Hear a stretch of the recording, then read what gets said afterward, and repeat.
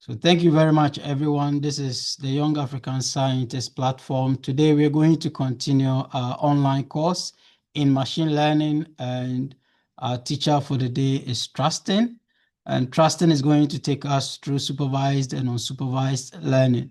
And I'm going to put the link for registration and a link for attendance in the chat. So please go into the chat and register your attendance and your presence. You need your Young African Scientist code for the attendance. If you don't have your code, just send me a simple message, private message, and I'll send your code to you.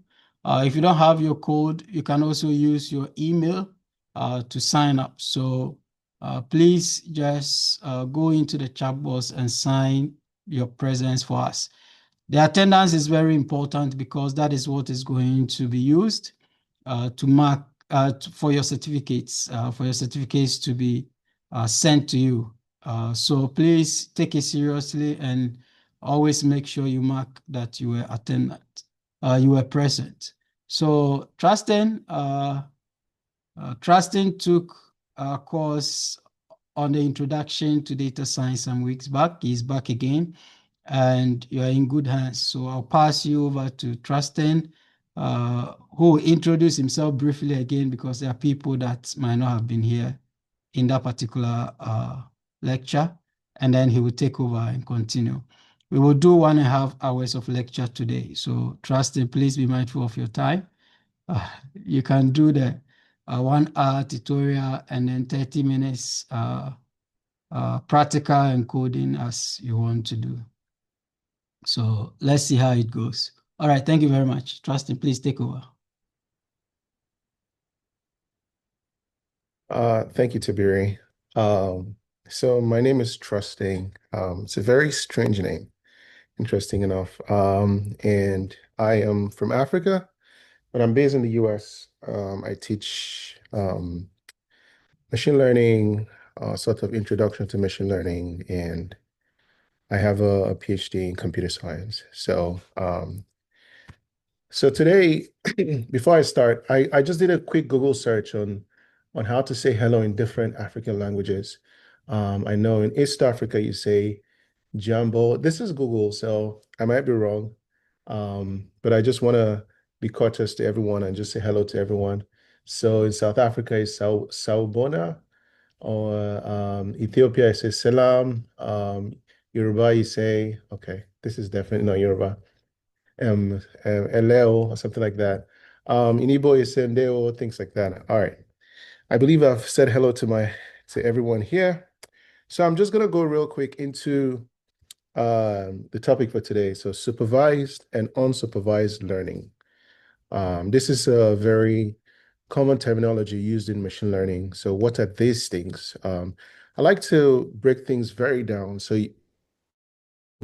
bits so you could really have a fine-grained understanding of these topics. And I like to use pictures.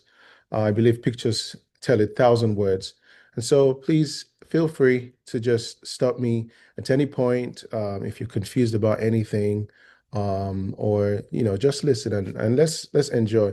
As much as possible, if you can make this very interactive, that'll be very great. All right, so the topics we'll cover today is we have about 3 or 4 parts. We have supervised learning, unsupervised learning, and then we have a practice questions, and then we'll do some coding examples. So let's begin. Supervised learning. What is supervised learning? But before we go into that, what the concepts I really want you to see in this supervised learning is, one, how to define supervised learning, explain training with label data, describe types of supervised tasks, for example, classification, regression, and explore, and we're going to eventually explore some algorithms, some supervised learning algorithms, very briefly, and coding, things like that. So what is supervised learning? Supervised learning is essentially training a machine learning model with labeled data. So you have a data set that has the input features, it has the target feature, or basically what you're trying to predict. but everything is labeled, or the target feature is labeled. It tells you the kind of output. So if you look at this image over here, we have our data set, and all these can be classified into all these, right? So in all these data sets, you have triangles, you have circles, you have hexagons, triangles. So this labeling, is really what supervised learning is. So eventually, when we make predictions, we can predict each of the labels that we have. So you have input features and you have a known output, which is what you're trying to predict.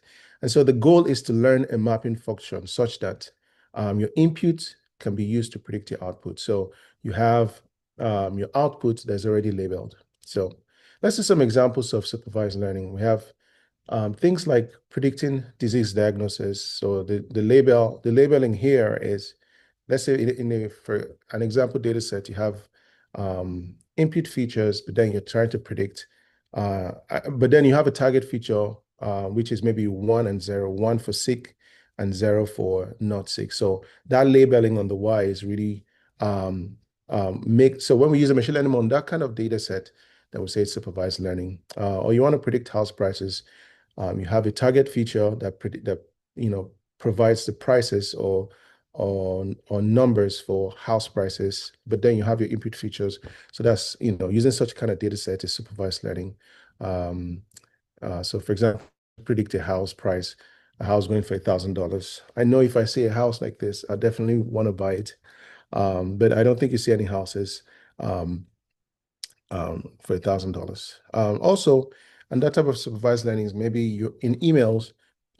Some of these email applications now have some sort of machine learning behind the scene that tries to classify emails that come into an institution as either spam or non-spam email. So you have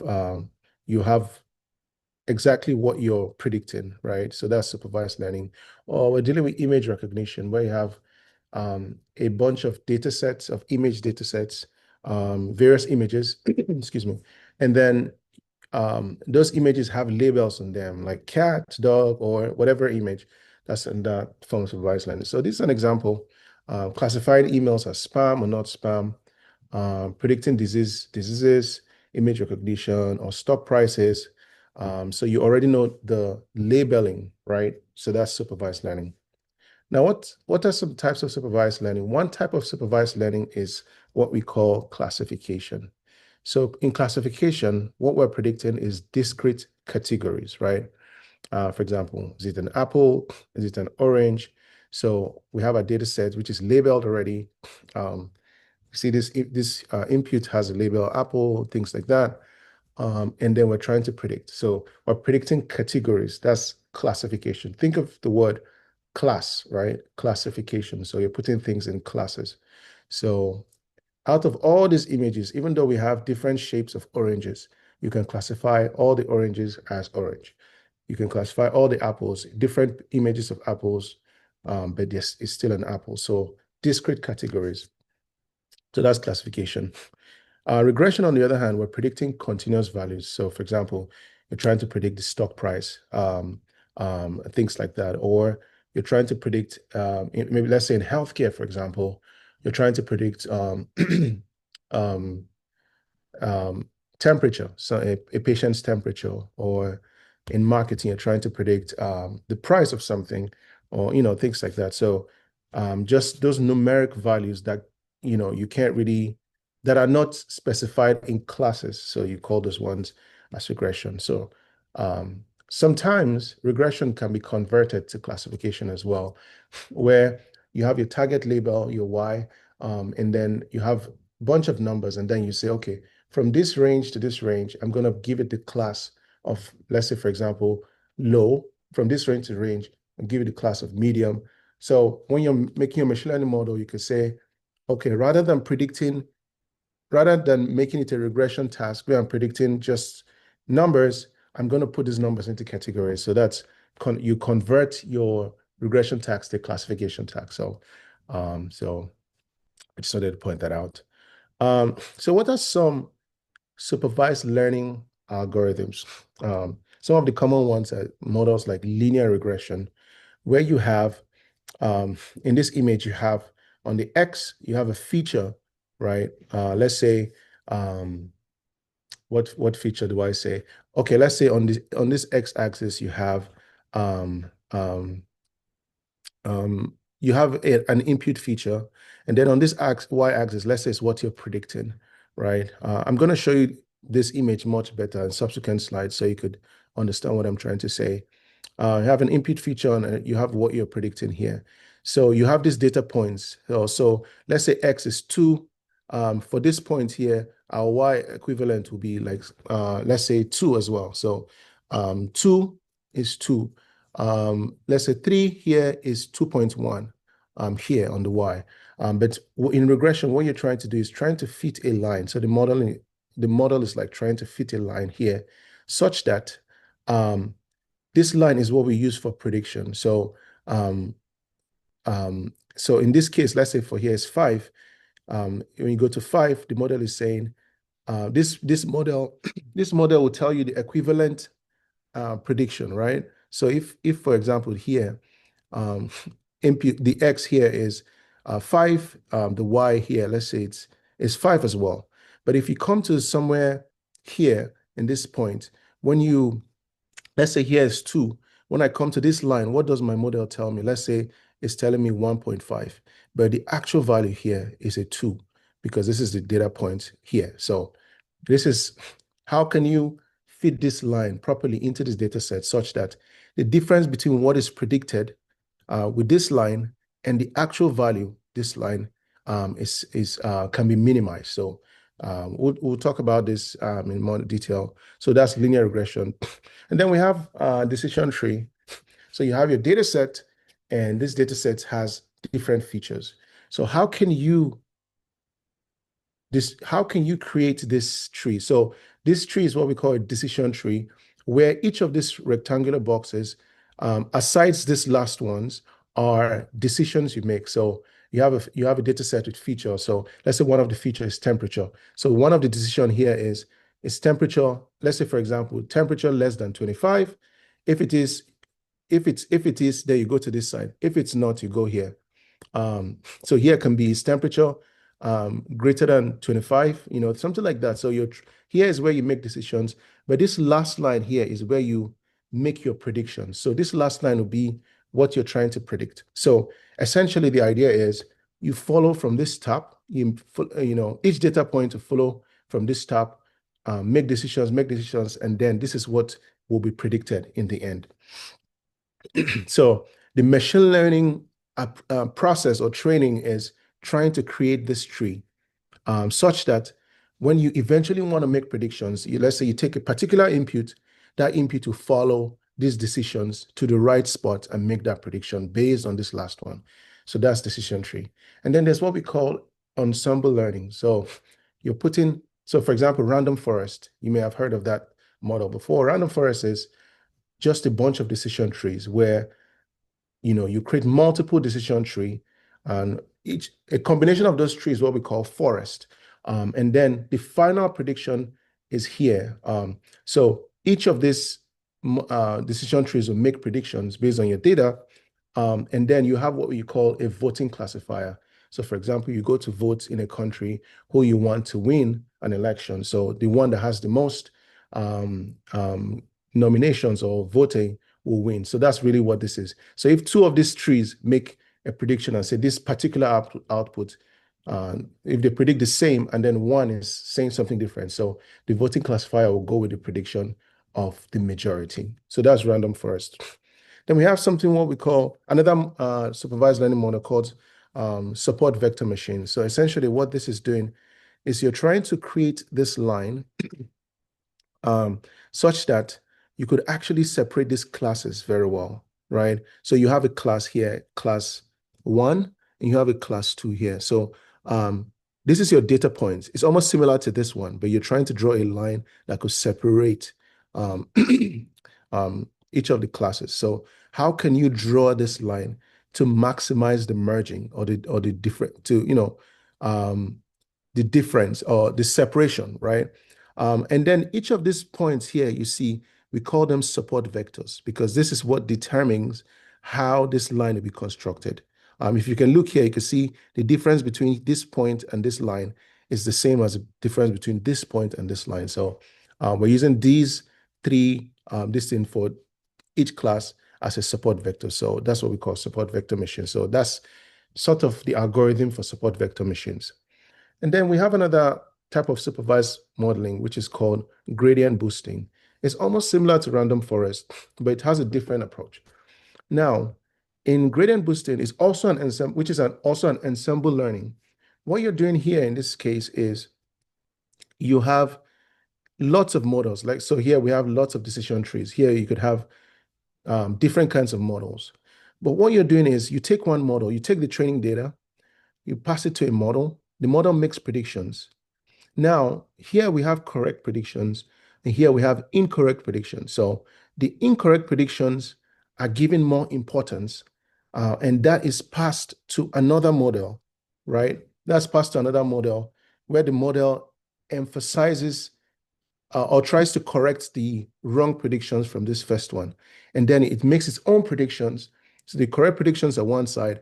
Then the incorrect predictions from this second model again is passed to a third model that tries to improve again. So this is it's sort of a sequential type of modeling, but you're using multiple models to just improve the prediction.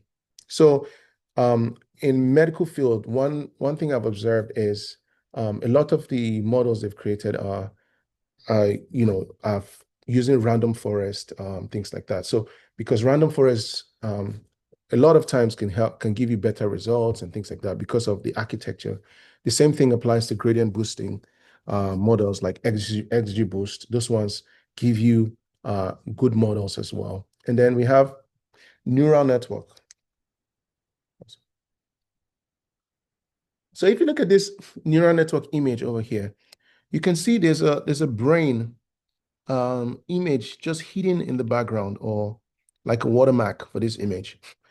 This is telling you that the concept behind neural networks is from the word neurons, right? So what inspired the creation of neural networks is from the biological neurons in the brain. How does the neuron send images? Send information between neurons and things like that. So in the brain, you have something that comes to a neuron, information comes to a neuron, then there's some transformation or some, if a certain threshold is passed or something like that, then it's passed to another neuron. So that's the idea behind neural network. You have an input that comes to these nodes, to this. So in your data set, you could have three features. So each of the values in each feature will come this way, like this. And then that information is passed to another, so what we call the hidden layer, depending on the architecture of your neural network. So this hidden layer could be as many as possible, right? So information is passed to these neurons. Now, information doesn't just go from one neuron to this other neuron. We have some things in between, like weights. So let's say I have a 2 and my weight here is 3. So that 2 coming will be multiplied by that weight. And then sometimes we have what we call a bias. So let's say the bias is 3. So 2, let's say the bias is 5. So 2 multiplied by 3 plus that 5.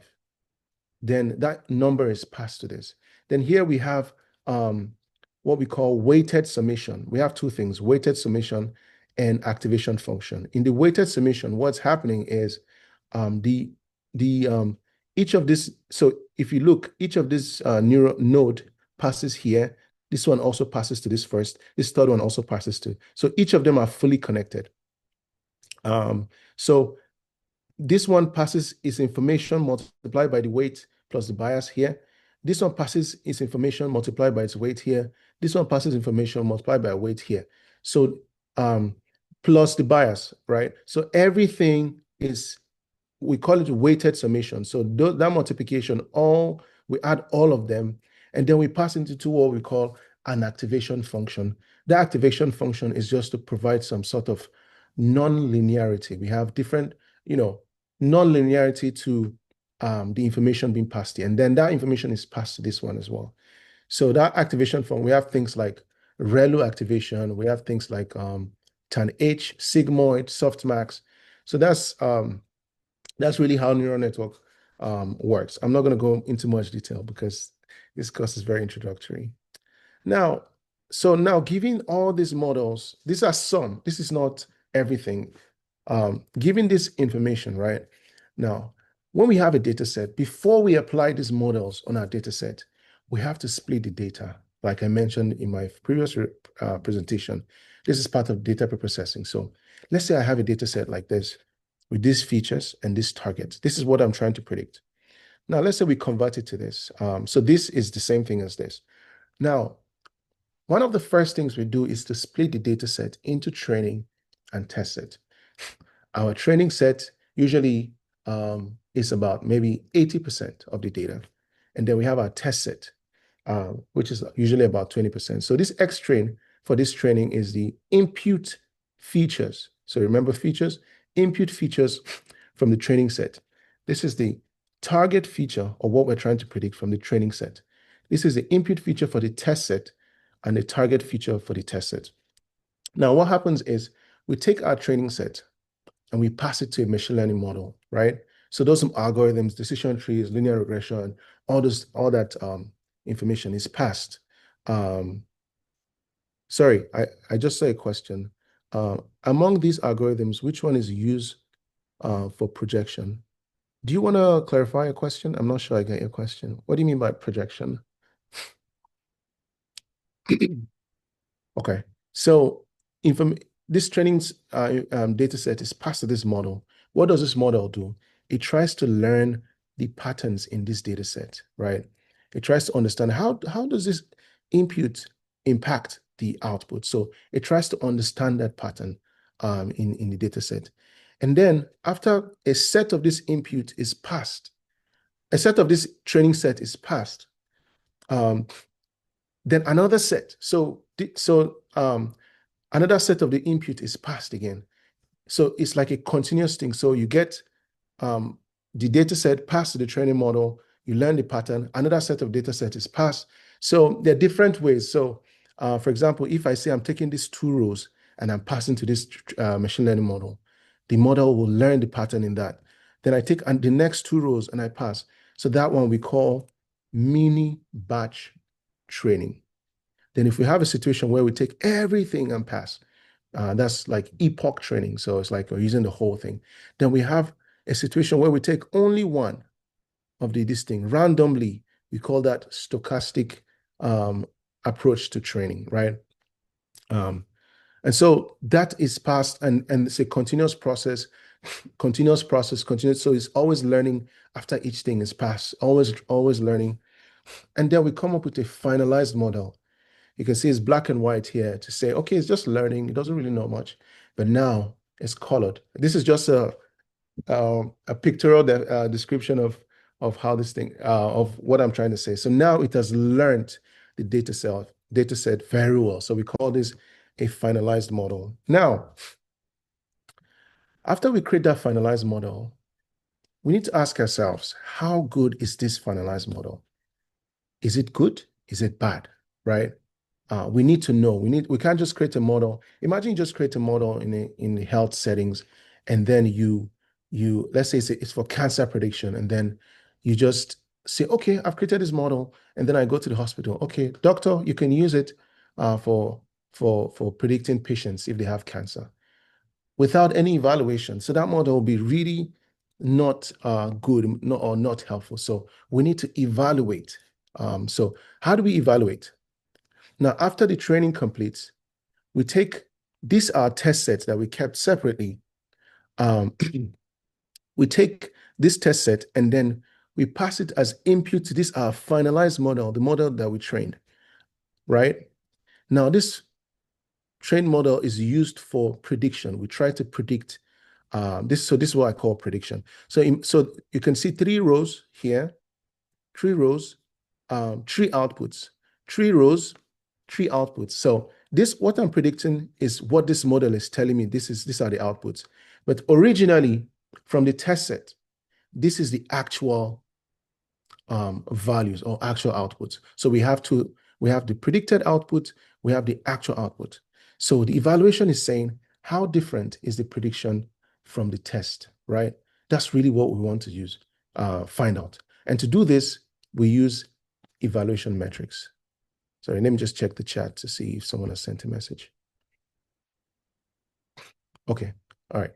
So, so we use evaluation metrics to see how different is this. This is very important because then we're able to tell how good our model is. If we have good evaluation metrics, then we can say, okay, maybe we could use this in a real world setting, and then we'll have results that are very close enough to the actual values. So when we come to regression evaluation, before I go into the metrics, remember what I mentioned about the regression? So we have a regression line here. And these are our values, actual values. These black dots we see over here. This regression line is the prediction line. So in this case, this regression line is fitted in such a way that in this format, right? This B0 is that bias I mentioned. If you remember the neural network, is that bias that any prediction that's made is always added to this. Sorry, I keep getting messages. Okay. The question says, while training the model using batches of the dataset, how do you determine the batch size? So that's very, you decide the batch size. You could decide, so these are called hyperparameters.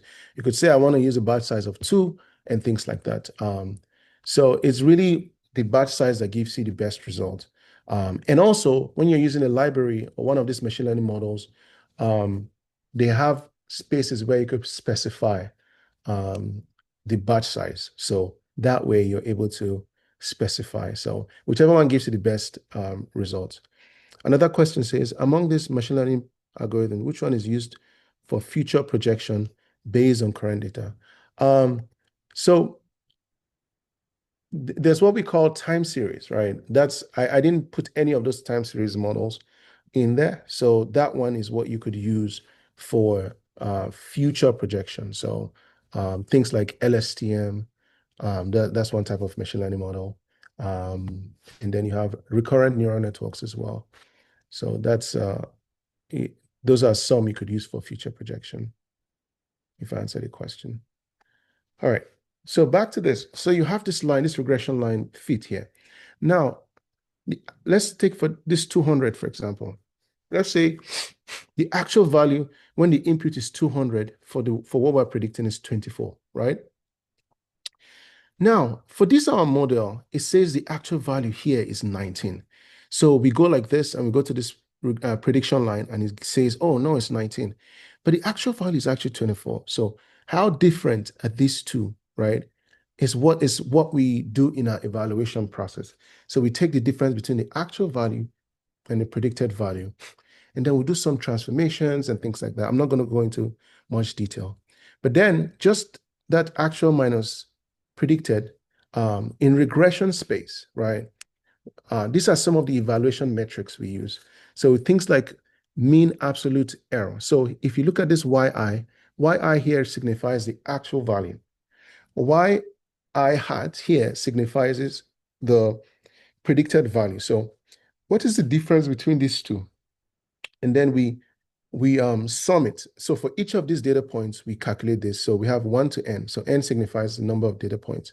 So we check the difference plus all for each of these data points, and we divide by the number of samples. So we come up with an average value, things like that. So MSE, on the other hand, is the difference again, but we square this time, and things like that. So so these are different evaluation metrics. When we talk about R-squared value as a metric is trying to see how well your input features can really explain your target feature. So R-squared, I just said R-squared has to do with the features you're using, which set of features is the best for prediction and things like that. So this is for regression evaluation metrics. Now let's look at classification evaluation metrics. This one is more, has more information into it. So let's look at it. So when we look at classification evaluation metrics, there are 4 outcomes when we're talking about classification. So if you remember for regression, we just have numbers. predicted and output, and it's numerical numbers, right? For classification, we have 4 outcomes, which we use in our evaluation metrics. One of this outcome is what we call true positive. So true positive, if your model makes a prediction, what we're trying to see is when the model predicts something as positive and the actual result is positive, then we say we count that as a true positive. When a prediction is negative and the actual result in the data set is negative, we say that's true negative. When a prediction is positive, but the actual result is negative, we say that prediction of positive is false. So we say false positive. And then when the prediction is negative, but the actual result is positive, then we say that negative prediction is false. Let's say we have, for example, a model. We created a model that's for fraud detection, right? And anytime the email is let's say positive, we classify it as true or as when fraud actually there's fraud in that email, right? And then we have the negative when there's no fraud, right? So let's say in our target feature we made all the fraud as 1 and all the negative as 0, right? So positive is fraud, negative is not fraud. So, and then the model makes a prediction. And this third, if you look at this third point here, it makes a prediction by saying it's not fraud, but in actual sense, it is fraud. So this negative prediction is false. So we say false negative. Here, it makes a prediction that says fraud, but it's not fraud. So we say that positive prediction is false. I like to make this very interactive. Can somebody tell me what the number 1 is?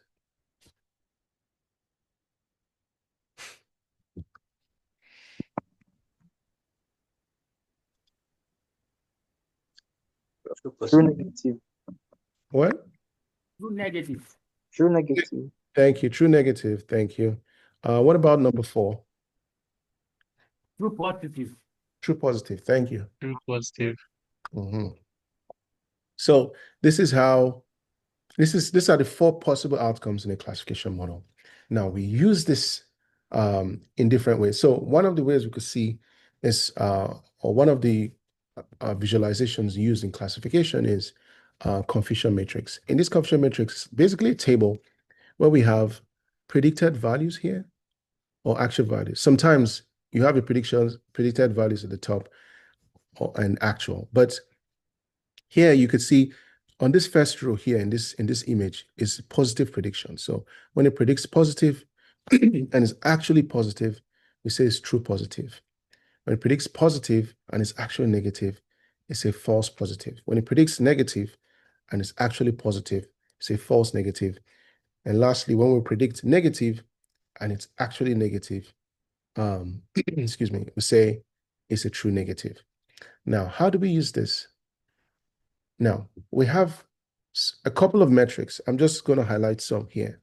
We have, in terms of classification, we have metrics like accuracy, which is essentially saying how often is the model correct overall. So we look at the true positive prediction plus true negative. So these are the correct ones, right? Over everything overall. So whether it's positive prediction, negative prediction, false positive, false negative. So that's accuracy. There's what we call recall, which is saying of all the real positives in the data set, how many did the machine learning model actually catch? So it's saying true positive, how many positive predictions did the machine learning actually make? How many true positive? So we look at the true positive over the true positive plus a false negative, which the machine didn't actually catch as positive. So this is recall, right? Then precision is from all the positive prediction from the model, how often is it correct? So out of all the positive predictions, right? So we look at true positive, which is what the machine actually predicted. And then we look at the true positive and the false positive. So these are all the positive related categories, right? So how precise is it? And then we have F1 score, which tries to balance recall and positive. So I'll give you a scenario. Let's say you make a model that classifies patients with, let's say, cancer, right? And you have very high accuracy score. But then so accuracy scores and all these values are usually between 0 and 1. So if you have a 1, means it's excellent, great model. If it's 0, horrible. If it's in the middle, 0.5, you really want to go to values like 0.7, 0.8. But let's say you have an accuracy score of, sorry, let me look at the chat. Oh, thank you. Thank you for your response. True negative, yes. So let's say you have an accuracy of, let's say, 0.9. But then you have a recall of 0.3. And this is a model that's used for cancer prediction, right? And then you take it to the hospital, and then you say, okay, I've created a model. It has the best accuracy in the world. And then, but then you don't talk about a recall. And then doctors start using that model for prediction of cancer, right?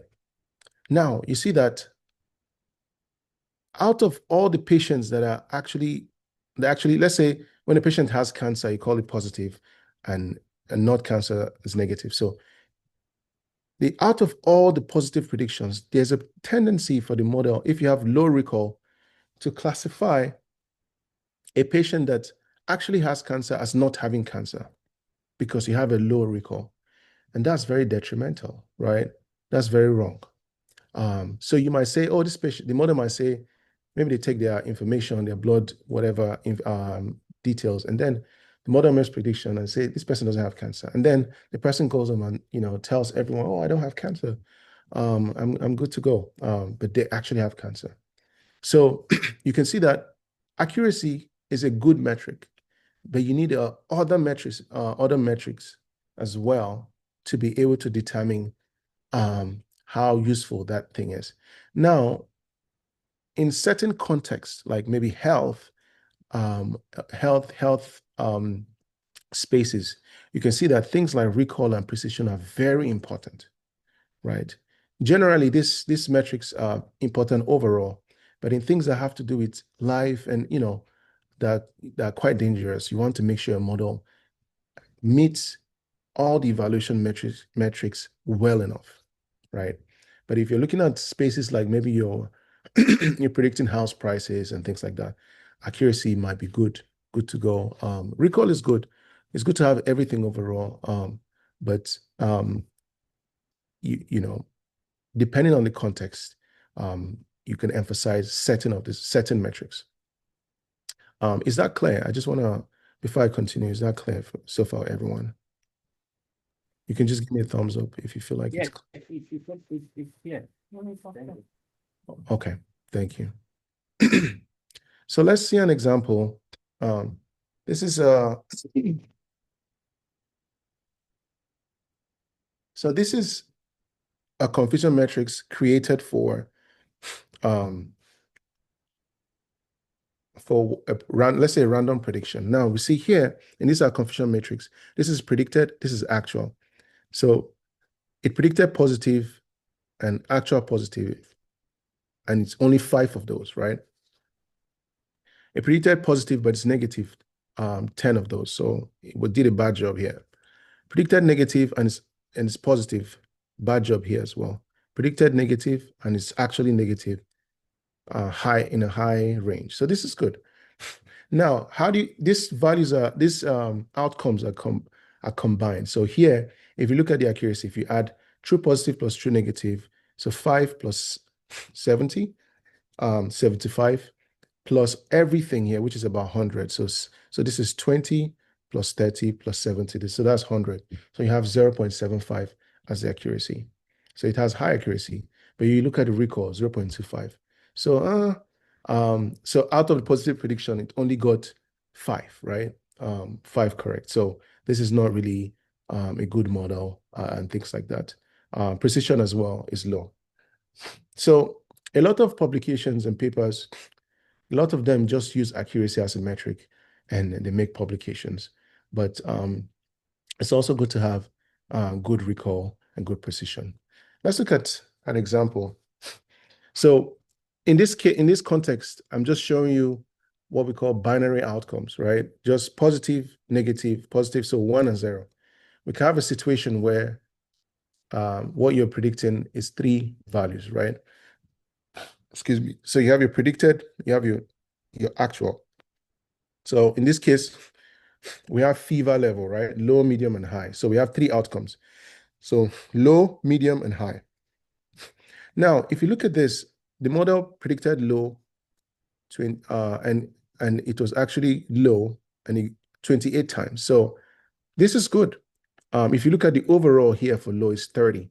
So out of the low category, it got 28 correctly.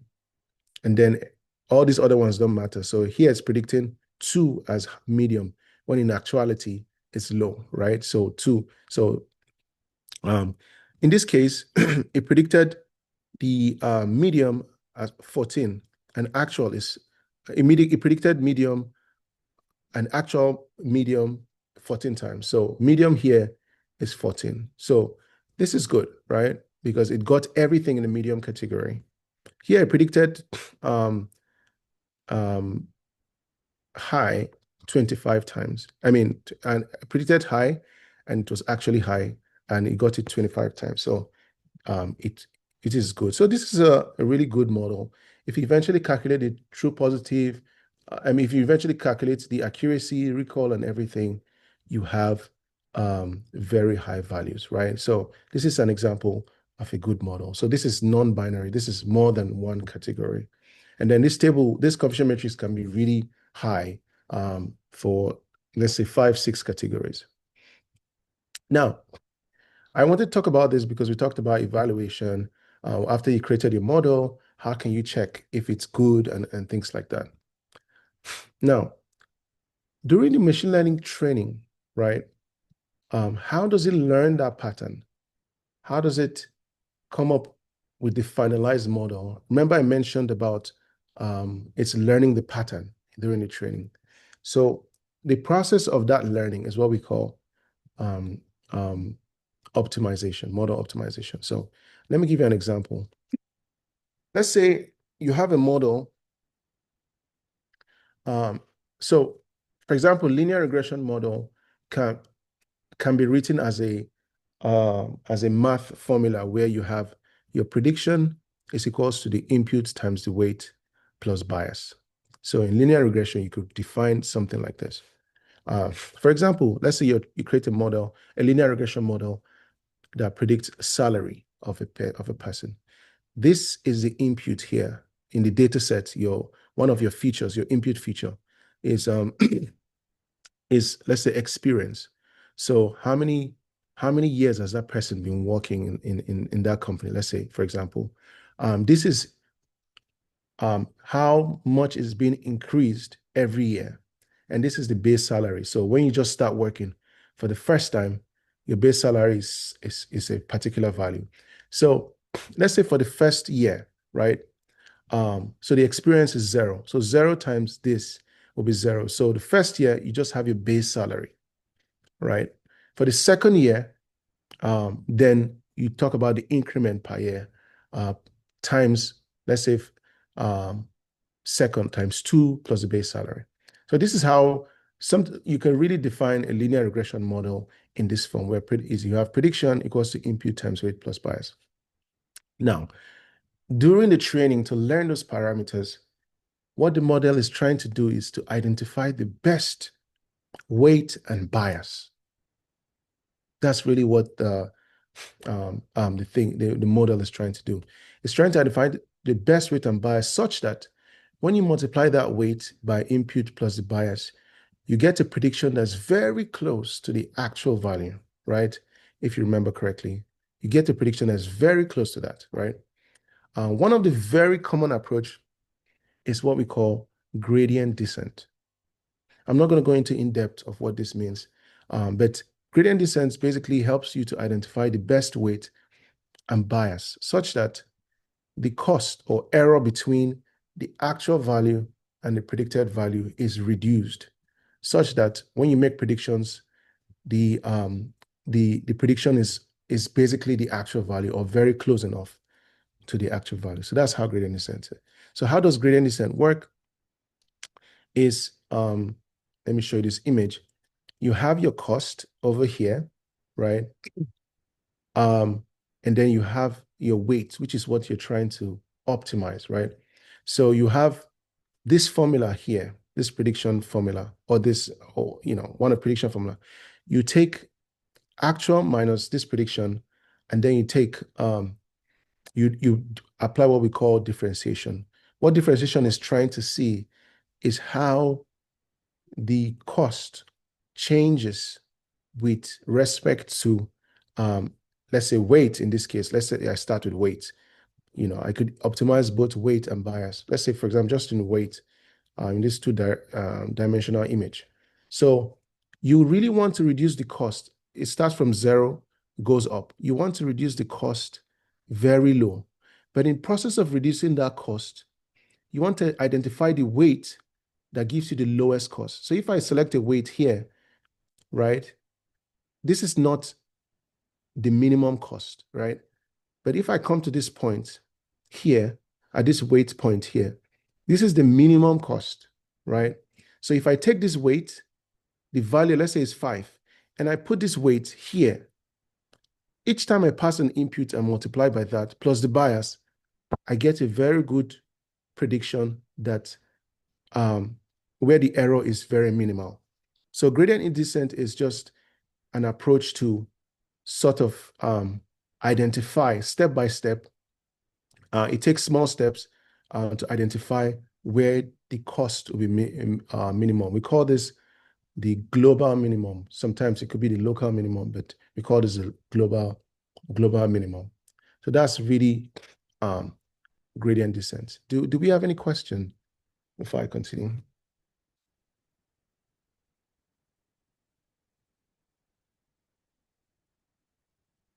Okay. Somebody said if there are no questions, it means two things. One, if it could mean everybody fully understands, or two, people are confused. So could you could you signify if you understand, if you're getting me? Just say something. Anyone? I just need one person and then I proceed. Yes, we are getting it. Okay, perfect. Thank you. Question, sir. Please go ahead. Okay. So you guys are the representatives of everyone. Thank you so much. This, I think there's a question. Sarah Akwa says, this true positive meaning we understand. I'm not sure I understand your question. If you could type it again. All right.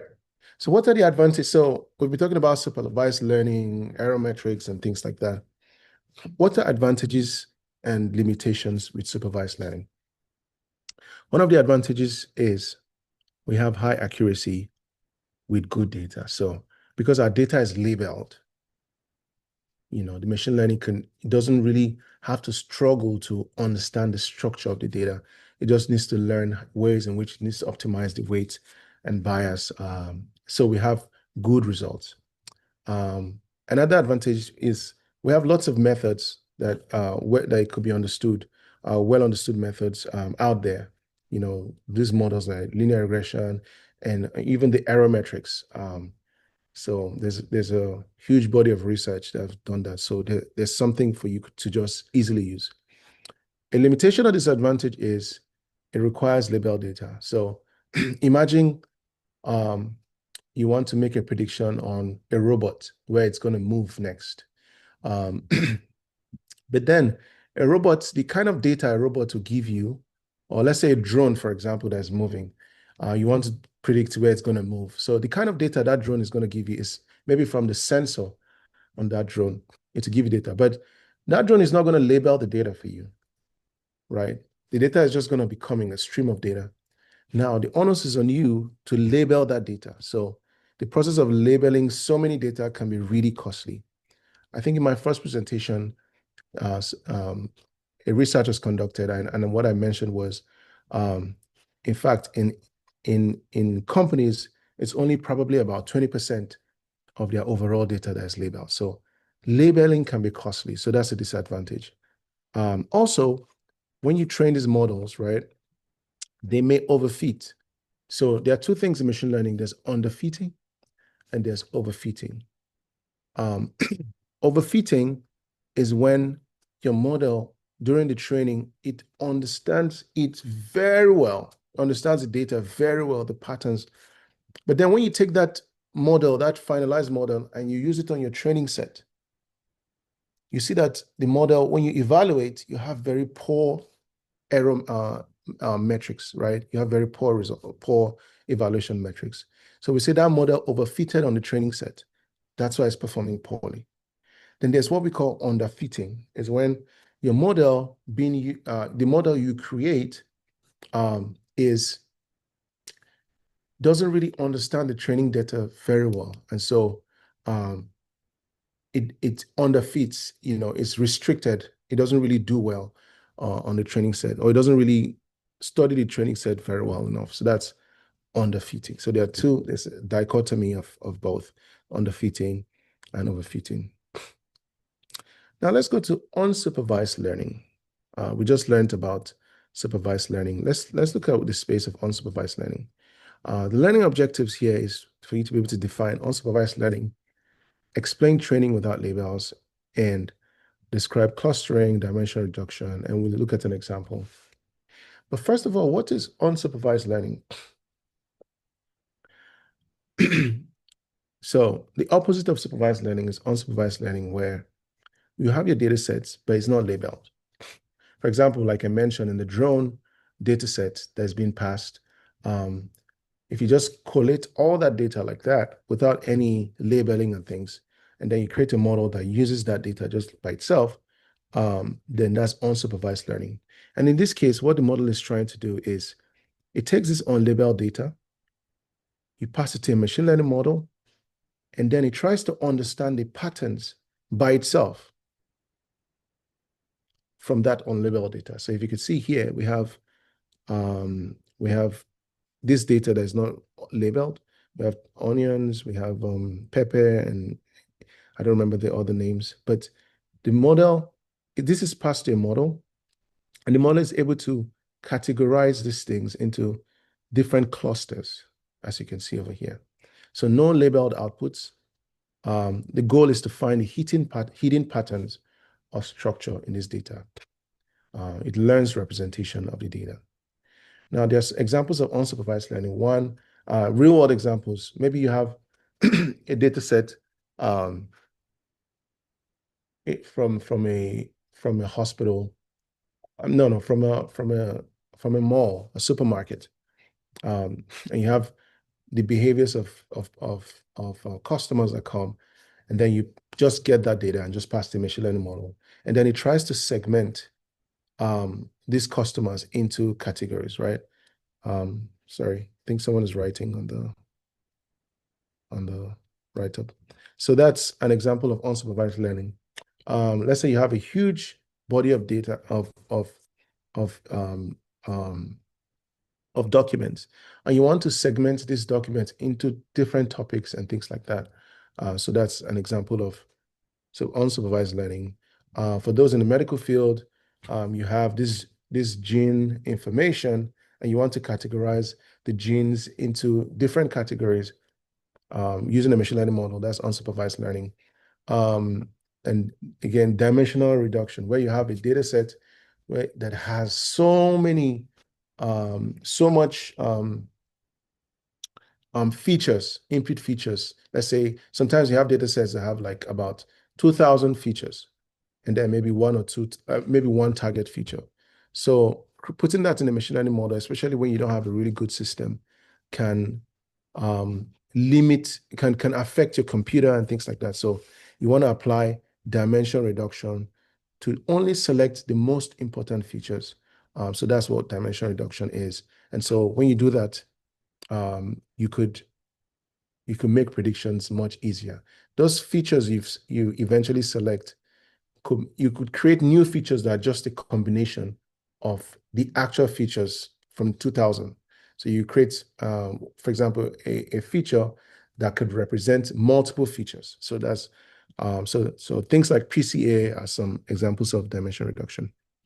So you have your whole data set, and then you want to categorize them into clusters. So again, this is one example. You have this huge data set, and then maybe in an institution, and then you want to categorize them into different categories. So some from here, cashiers, the people here are, people knowledgeable on tech savvy, and then travelers and things like that. An example, again, as I mentioned previously, let's say an example usefulness of this is, let's say, for example, in a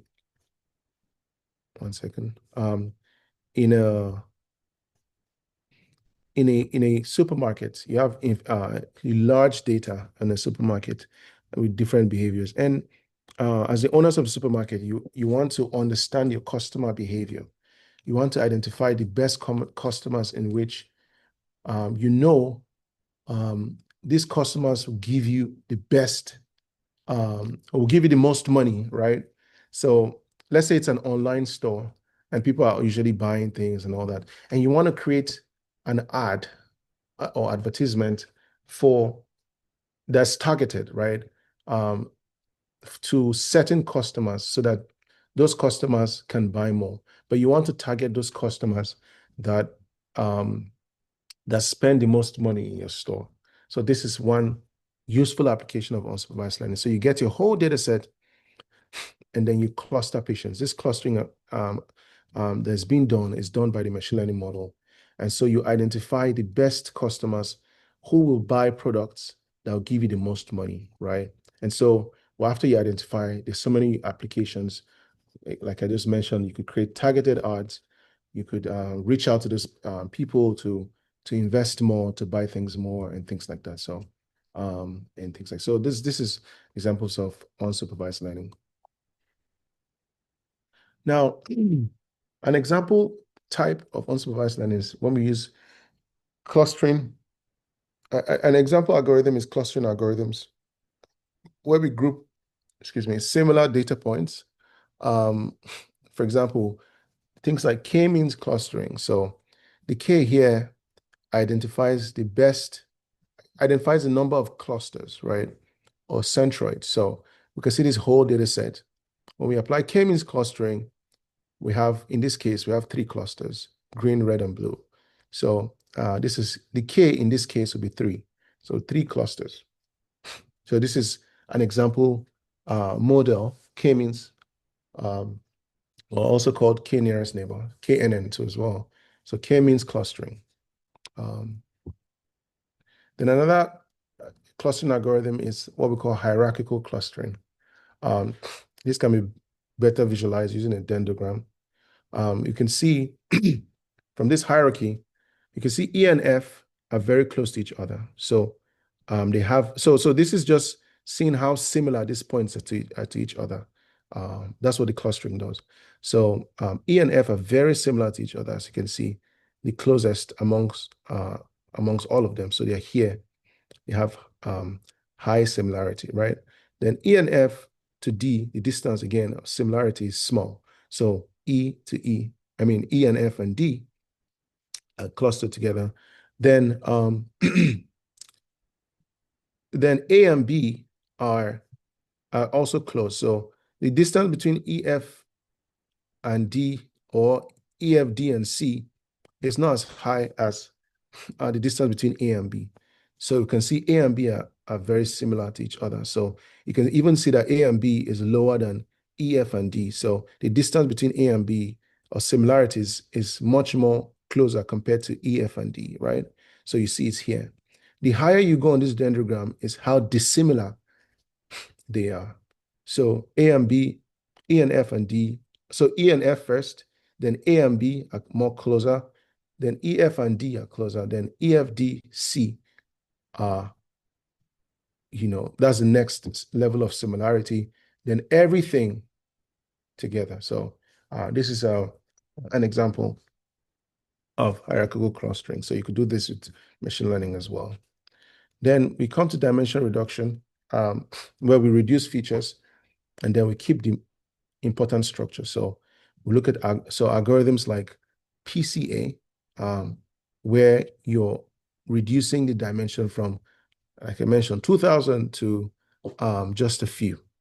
Some of the visualizations you could use for this is things like t-SNE and UMAP. So here in this case, we're looking at classification of cell types for a single cell RNA sequence. So that's when you're talking about genes and things like that. So you can see this is sort of the high dimension sequence is categorized into, in this case, 1, 2, 3, 4, 5, about 5, right? Same thing here as well. This is just visualizations of this.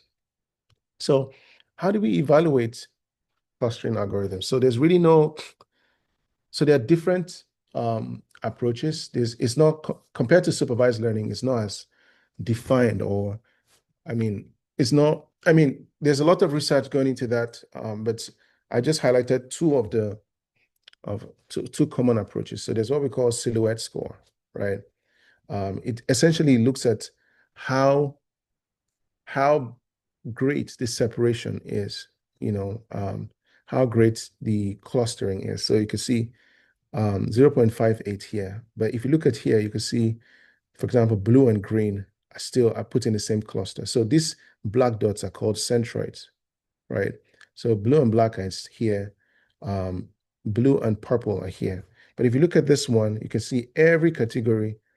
When we use things like 4 centroids here, you can see that everything is really separated and similar points are classified. So you have a higher silhouette score compared to this. So here we have 1, 2, 3, 4, 5, 6. So we have 2 here, 2 here. So 6 centroids, but here we have 4, and everything is properly classified. In terms of dimension reduction, we have, for example, PC, we have explained variance ratio. So if you look at this, these numbers you see on the x-axis are actually the features you create. Let's say you had a data set that had about 2,000 features, right? What you see over here are the new features we created that could explain all that feature. So we call them principal components. So for example, the first feature is principal component 0, principal component 1, and 2, like that. What this graph is saying is this y-axis is saying explain variance ratio. So how well can a feature explain a set of features? This principal component 0 here, in this case, can explain 20% of the features in that data set. Principal component 1 can explain, let's say, about 18%. So if you combine, if you now say, okay, I'm going to select principal component 1 and principal component 2, then you're able to explain about 38%, right? Actually, wait, no. Sorry. Principal component 1 explains 20%. Principal component 2 explains 40%. So if you take only these two, you're able to select 2 features from that 2,000 that could explain about how many? 60% of your data. Principal component 3, cumulatively, right, can explain about 55%. So principal component 3, cumulatively from principal component 1, can explain 60%. If you come to this 4, or let's say if this one, principal component 5, if you say I'm going to take 5 principal components, you're able to explain about 80% of the features you have in your data set. So, so from that 2,000, you could take only these 5 features, right? And then you're able to explain the features in your data set. So you don't have to use the 2,000. You can take maybe just the first 5 principal components or the new features that you've created. So instead of having in your data set, let me show you. Let me just, to clarify my point very well. Is it? So instead of having these features you see over here, rather than having length height, you just have a new feature called principal component that has its own sets of values. Principal component 1, principal component 2, depending on how many those features alone can explain all the input features here. And then you use those input features for prediction. So that's what this section is doing over here. So that's one way to reduce dimension, and that's unsupervised learning. So you pass it to the data set, and then it makes it creates new features after understanding the pattern in the data set. All right, what are some advantages of unsupervised learning? You can discover hidden structure in your data set. Is useful for exploration purposes, right? What are some disadvantages? It's hard to evaluate objectively. So there are different metrics that are pushed out there. I just mentioned a few. And so it's really hard to evaluate objectively. And the results too may not always make sense, right? You have to really work around the data set very well enough to have good results. All right, I have some practice questions for everyone. I just have 4 questions, 2 from supervised and 2 from unsupervised. The first question is, which of the following best describes supervised learning? So learning, for example, learning from patterns and data without labels, learning from labeled data to predict outcomes, learning by trial and error from rewards, learning to cluster database and similarities. I have another one saying, which algorithm is most suitable for predicting house prices? Is it logistic regression? Is it K-means? Is it linear regression? Is it PCA? I know I didn't talk about this logistic regression, but it's also a supervised learning. This is for you to do, so please don't provide answers. Don't provide answers in the group. I don't know if Tabiri, if it's good to provide answers, or is this something people should do by themselves? You could let me know. Then the second set of questions is, which of the following tasks would most likely use unsupervised learning? Predicting whether an email is spam or not, classifying types of skin lesions, grouping customers by purchasing behavior, and predicting blood group from BMI. And the last question, so this is 3 and 4. I should have changed it. Which algorithm best below is typically used for dimension reduction, decision tree, PCA, random forest, and naive Bayes? All right, now let's do some coding. Give me 1 second. If you have any question, you could just chime in the meantime.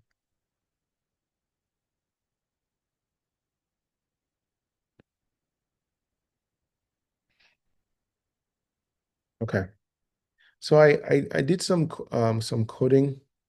I just want to point out that we live in an AI age. So I think everyone uses AI one way or the other in their coding process. So leverage AI to help you with some coding, but learn by leveraging AI. So for example, if you want to generate code, you could use, this is Colab, Google Colab. If you want to go to Google Colab, you just type Colab, and then it provides you where you could actually use. So I'm starting with supervised learning. And I want to apply regression, decision tree, XGBoost. And then I go to classification where I just apply decision tree. Then I go to unsupervised learning as well. So over here is where I have my table of contents. So for supervised learning here, first thing I do is I'm generating a sample data. Yeah, you could use, there's a question, can we use Jupyter Notebook to achieve the same? Yes, you could use Jupyter Notebook. But I mean, this is also Jupyter Notebook on Colab. However, I understand what you're saying. But I think the challenge with Jupyter Notebook sometimes is if you're doing like model training, and you're using a large data set, and your system is not able to have that capacity to do all the training, then you might be limited by just using the local host on your computer. But if you use things like Colab, the machine learning task of training and everything is done by Google. So here you could select, choose runtime type, so you're not actually using your computer RAM and things like that. So you're using online, and it's free. But if you want to do greater work, maybe really large thing, then you could, there's a paid version for these resources that you could use. Or you could use your computer too as well, depending on the capacity. All right, so here, I hope I've answered the question. So here we're looking at supervised learning. I just created a random data here. So I gave it a seed of 0, a random seed, so that I could always reproduce the same data set. And then I just had a single feature here and a target. So I apply linear regression. So here, excuse me. Sorry, this is the same thing here. Same data set created. And then remember, we split our data set into training and test. So here I have feature, which is this feature column, as my X, right? The data set is called DF. And then the target as my Y here. So here I'm splitting. The test size, I'm saying 0.2 of the whole data set, which is about 20%, like I showed you. And X, Y. So X will go to my X train. XY, sorry, which is the original data set, right? Here is split into train, test. So input train, input test, target train, target test, right? And here I'm just printing the shape of, so I have 80 rows in my data set and 1 feature. 80 rows in my data set, 1 feature, right? Here I have, because this is my Y train target, so just for 1 feature, right? 80 for 1 feature as well. Here 20. So our X train is 20 rows. Our Y train target is 80 as well. X test 20, Y test is 20. Sorry, maybe I'm going to nitty-gritty. I just wanted you to really follow along very easily. Here we are taking, remember, the training is done on the training set, right? So here I'm calling the linear regression model, I'm importing it. So there's a library called sklearn library in Python where you have a bunch of machine learning models that are existing there. So I'm importing linear regression. So here I'm creating an instance of linear regression and I'm passing it to this model. So I say, fit this linear regression model to my training and test. After I fitted it, like we mentioned, now we test, right? So because we're doing regression, we use error metrics like mean squared error, R squared value. So I'm taking I'm predicting, I'm taking the input from that test set, right? And I'm making predictions. That's my Y predicted.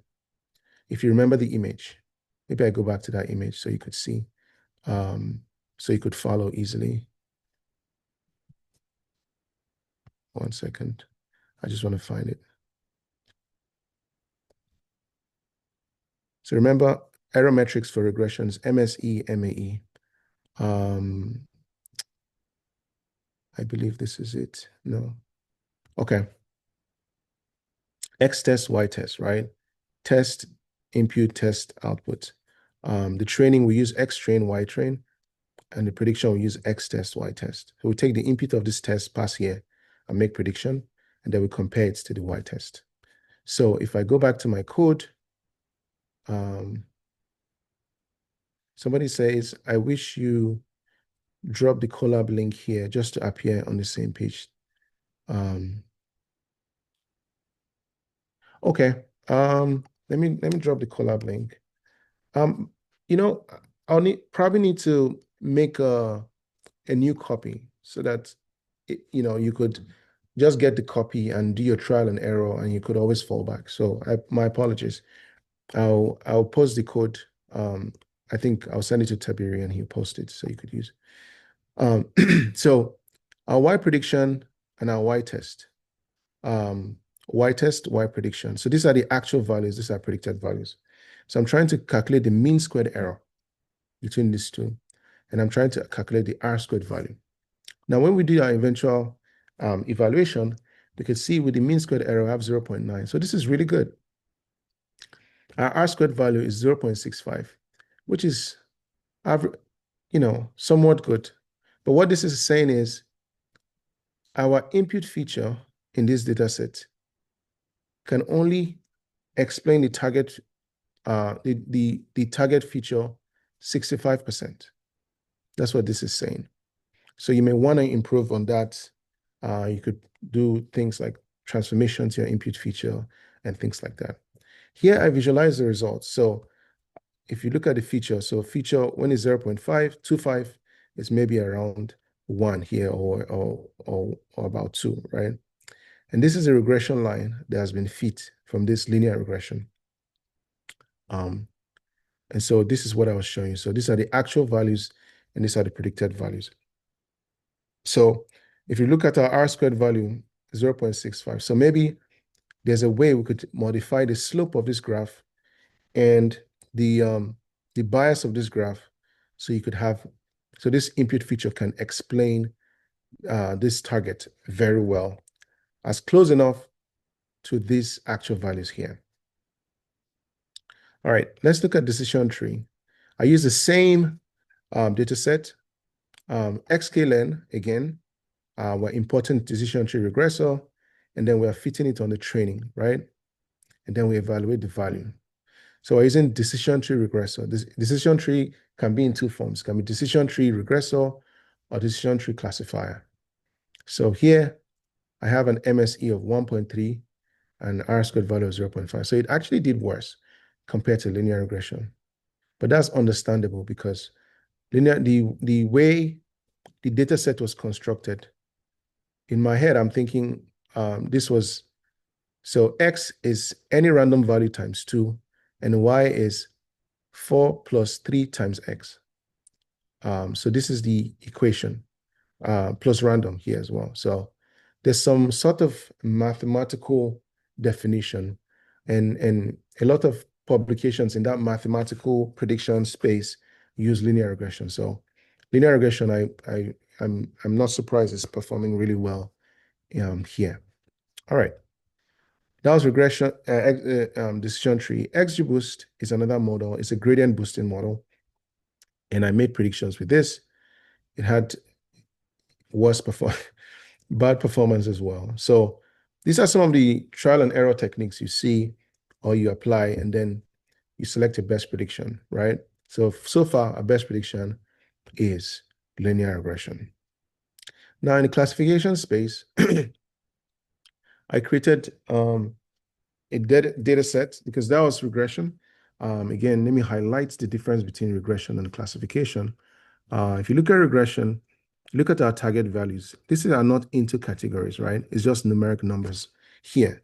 On the other hand, when you look at the target for classification, you can see it's 1, 0, binary, 0, 1, 0, 1, and things like that. So because of this target, we say this is, because the target is in categories, we say it's classification. And this is supervised learning because there's labeling here. The same applies for regression. There's labeling of what the target is. So here, I created a random data set with 2 features and 1 target. And then I split, again, test size is 20%. The data set overall is 1,000 samples. And so I took 20% of 1,000 as our test, the remaining 800 as our training, and things like that. And then I sklearn decision tree classifier. Previously, we used decision tree regression. And then I created an instance of that. This is like a class. If you're familiar with programming, you just create an instance. And then we fit it to our training classifier, which we have here, xtrain classifier, which we created here. And then the ytrain. So we fit this. Now we evaluate. Our accuracy is 0.9. Our precision is 0.88. Our recall is 0.94. And our F1 score is 0.91. This is great. So if this was a medical model, classification model of patients with cancer and things like that, then maybe this is a good model. I wouldn't be too fast, If you're going to use a model like this in the medical field, There's some other things you have to check and cross-check and things like that. But this is a good start. So we have very good these things. This is, if you remember our accuracy, it's saying the true positive out of everything. So it gets out of everything, 91% of its prediction. It was accurate in 91% of its prediction, true positive. And then remember the calculations for precision and recall. Now, because this is classification, here, if you look at our classification, our data set is binary, 0 and 1. So we have to classify things in two categories, right? This is the categories, right? It has classified things. This is yellow. And this is just a visualization of the categorization. What do I have here? This is random forest classifier. Let's see how it performs. 0.93, 0.91, 0.93, 0.92. So this does really well too. You can see that decision tree and random forest are really doing well in classification tasks. Does it do better than so here we have a precision of 0.88, right? Here we have a precision of what? 0.91. So it's actually doing better. Why is it doing this? If you remember, oops, sorry. If you remember in our presentation, we said, one second. When I talked about the models here, we can see our random forest is just a combination of multiple decision trees, right? So we have so many decision trees used here. So when you just use one decision tree, it just gives you a value. But here we use a voting approach. So multiple decision trees, but then we select the best from the prediction, right? We select the majority, and the majority gives you a better value. So we have really high value here. Now we go to unsupervised. So we visualize the results again and things like that. So in unsupervised learning, what you're really doing is clustering. If you look at our input feature, it's not labeled. We only have the input features, but we don't have a target. So the goal is really to understand the patterns in this data set here. So we apply a clustering algorithm. Here we're using k-means clustering. When we use k-means clustering, we're able to classify these input features that we had over here into, in this case, 3 categories, 0, 1, and 2, right? When we visualize it, we can see the clusterings. This is how we clustered those 2 input features into this. You could also say, I want to classify it into 2. So I change this number of clusters to 2. Or I change it to 1. I mean, no, not 1. I wouldn't use 1. So let's say you have 10 features, and I say I just want 3 clusters. So you see I've reduced the dimension from 10 features to just 3, right? But in this case, I should have run more features here. So we reduce the dimension to 3. I mean to 3, right? So, but here we're just, this is not actually, well, here we're just creating clusters, right? And we're putting everything into 3 clusters. So the silhouette score, like I did before, here is 0.84, which you can actually see from the image. It actually clusters things really well, right, into 3 categories. So you have high silhouette score. And then finally, for I try to, so this is dimension reduction, right? I just created a blob data set, right? And the goal is to, so it has 10 features. Again, there's no label, right? There's no target, it's unsupervised learning. I want to apply dimension reduction. We want 2 principal components or 2 features eventually. And we also want to see how much these 2 features that we could use to represent this whole data set can actually explain this whole data set. So we look at things like explained variance ratio, like I showed you in the image. So here, what's the name of our data set? It's called, we make 500 samples. That's number of rows, 500, 10 features, centers 4, Also in this collab, you could always just take your mouse to hover over something, and then you could see the inputs that you could put. So for here, make blob is it's a Python function, right? It's a sklearn function, right? And then you just hover over it. You can see number of samples, number of features, cluster standard deviation, and things like that. Here, we're just showing something very simple. This random state is for reproducibility. Now, sorry, I think I have a question. Okay, no, attendance. So 10 features, and we apply dimension reduction. So our data set is called DF dimension reduction. We just create a data frame of this here. Here is just showing the first 5. When you do dot head is the first 5. When we come over here, so from sklearn again, decomposition, we have PCA. It's an actual method in this sklearn library. So we initialize it again. Here, we're saying we only want 2 principal components or 2 new features that could explain most of the data. So we fit it here, pca.fit, and we pass our data sets, df dimension reduction, and then we come up with our principal components. Now here, we're trying to see the variance ratio, right? So we go over each of the principal components, and then we see how much it explains. You can see principal component 1 can explain 74% of your data set. Principal component 2 can explain 15%. Cumulatively, what can it explain? It could explain almost 90-something% of your data set. So why use all this number of features when you could just use 2 features, 2 principal components, right? This is just visualization. So what have we learned so far? We've learned about supervised and unsupervised learning. We've learned about the metrics, the types of models, and the metrics. So I believe this concludes my teaching for today. If you have any question, please feel free to ask me. Thank you.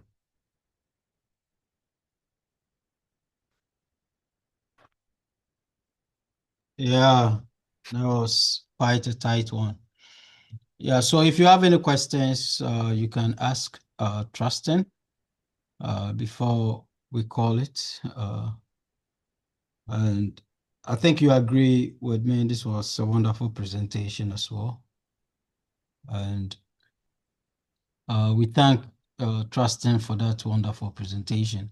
But if you have any question, please put it in the chat. Or you can unmute and you can also ask.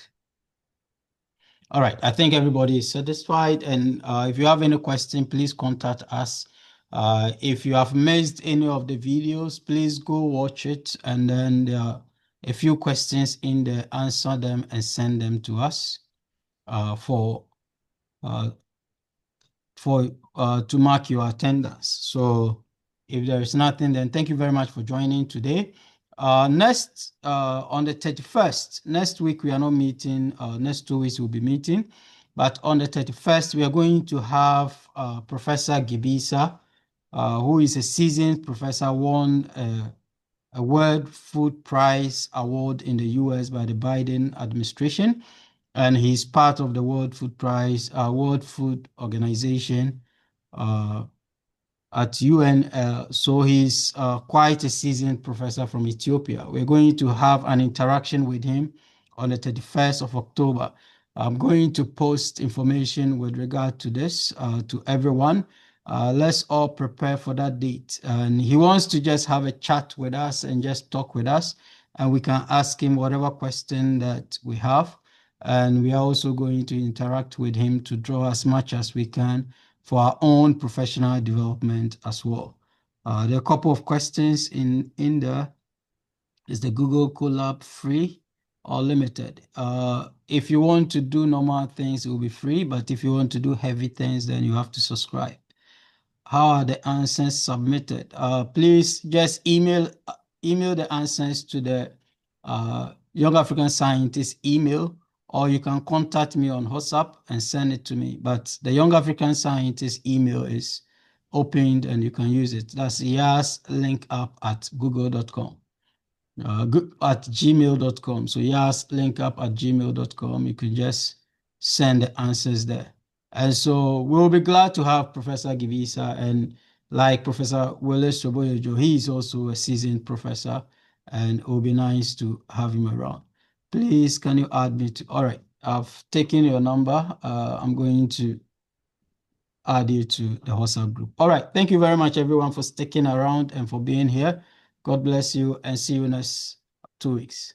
Bye-bye. Thank you, sir. We are going to post information about the Google Colab on the WhatsApp page. So trust and just give them any information they would need in the WhatsApp page, so that they can also go and use the Colab. Okay. All right, we'll send every information you need to you by your email or on the WhatsApp group. Thank you very much. Bye-bye. Thank you, Dr. Tabir. Bye-bye. Good night. Answer again. Good night. Good night. Bye, Sarah.